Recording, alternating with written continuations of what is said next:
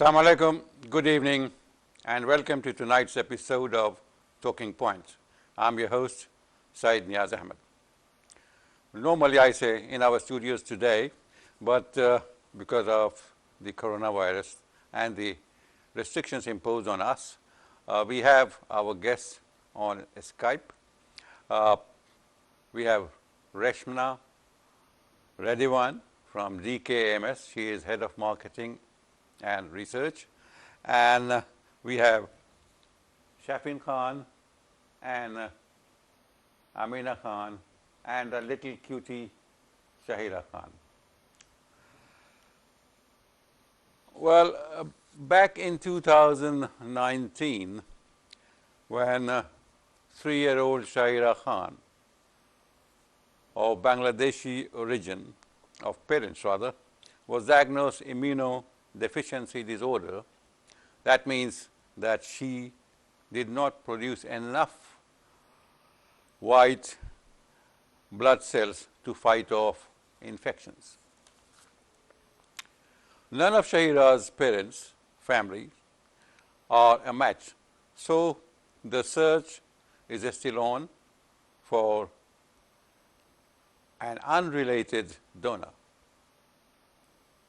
Today, this program is dedicated to Shahira and children like her, people like her who are facing this immunodeficiency disorder and blood cancer, because I understand from the literature provided to me that every 20 minutes in UK somebody is diagnosed with blood cancer.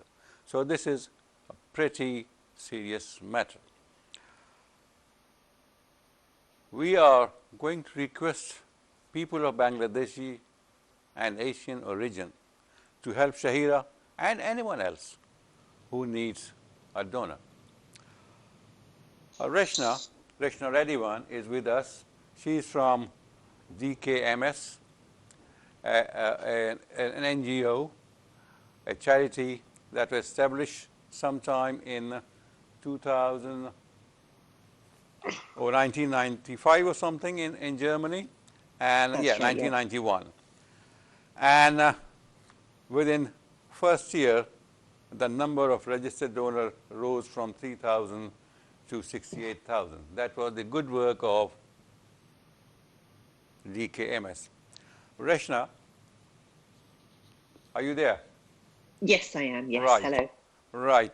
I would like you to introduce yourself, because this is our first opportunity of meeting you, and our viewers have not seen you before. So tell us something about yourself and your good work at DKMS. And I understand that you have been with voluntary service overseas as well. That's right, yes. Okay. So I am Reshna Reddywan, and I am the Head of Marketing and Communications at DKMS. So Right. at DKMS, my role is very much focused on making people aware of the need for stem cell donors, and then sort of delivering marketing activities to encourage people to register. It's particularly important for people from Asian backgrounds to register, because at the moment there are not enough Asian donors on the database in order for us to be able to find a match for every single patient who needs one. So that's one of the sort of key activities that I focus on. Yep. In terms of a little bit more about me and my background, I've always worked in the charity sector, and as you said there, I did spend some time working for VSO. I've also worked for hospital charities, and then most recently I am now with DKMS since the start of this year. Right. So you bring with you enough experience of charity work. Yes. Okay. When you say that Bangladeshis and people of Asian origin are not represented on the database for swaps, so is there any particular reason? I think there is, often there's a lack of awareness of stem cell donations and the wonderful opportunity it offers to people with blood cancer and blood disorders, in terms of it can possibly help them either extend their life or actually save their life. And so I think people don't know about it. I think there's also a real concern that it's a really big procedure in order to donate stem cells. And actually, that's not the case. In some very rare cases, people have to undergo an operation to remove bone marrow from their hip bone. But in 90% of the time, people are actually asked to donate in a very similar way to giving blood. So there are two needles put into people's arms, one to take the blood away, take the blood out, and the other to return the blood back into the person's body. The process takes about 4 hours to do. I've never experienced it, but I've been told it's actually a little bit uncomfortable having the needles in your arm, but actually, you get used to it. And there are very few after effects from having donated in that way as well. But that's the actual donation, isn't it? Yes, but it is. Can you explain in brief the process from registration to donation? Yes, Suppose of course. somebody is interested, watching this program, somebody is interested, and he would like to know, she would like to know how to go about it.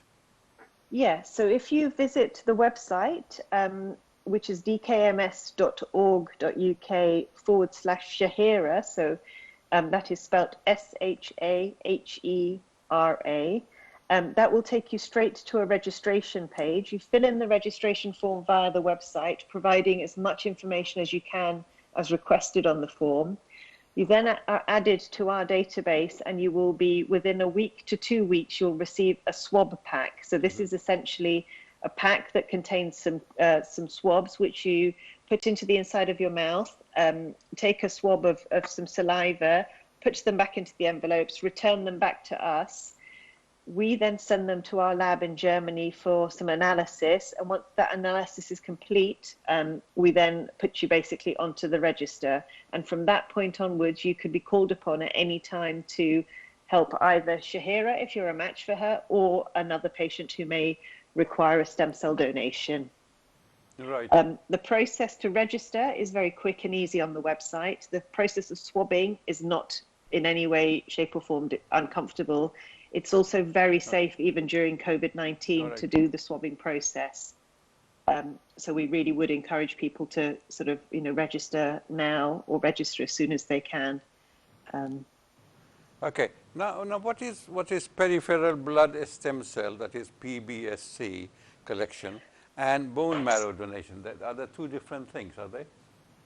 Yes, they are. So bone marrow collection is essentially, it's a small sort of operation where a needle is inserted into people's pelvic bone, and the stem cells are removed directly from the bone marrow, so the marrow that is actually within the bone in the pelvic region.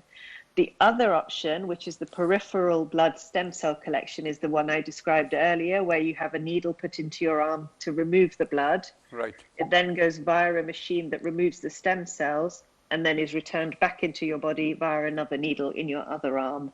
And that is the more common method of collection of stem cells.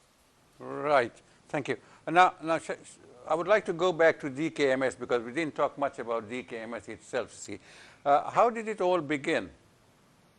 So DKMS was set up by a gentleman called Peter Half. His wife was diagnosed with blood cancer, and they were told the only way she would survive is if she were to receive a stem cell donation. So basically, Peter set about himself organizing to have a stem cell registry set up in Germany. And he did everything he could to try and find a donor for his wife. Unfortunately, that didn't happen, so she passed away. But Peter decided that this was such a critical treatment available for people with blood cancer or blood disorders that he then went on to set up DKMS. And since he set it up, he and his family still work with the organization to encourage people across the world to try and donate or register to donate. Right. Is DKMS solely concerned about fighting blood cancer, or do you also look after other diseases?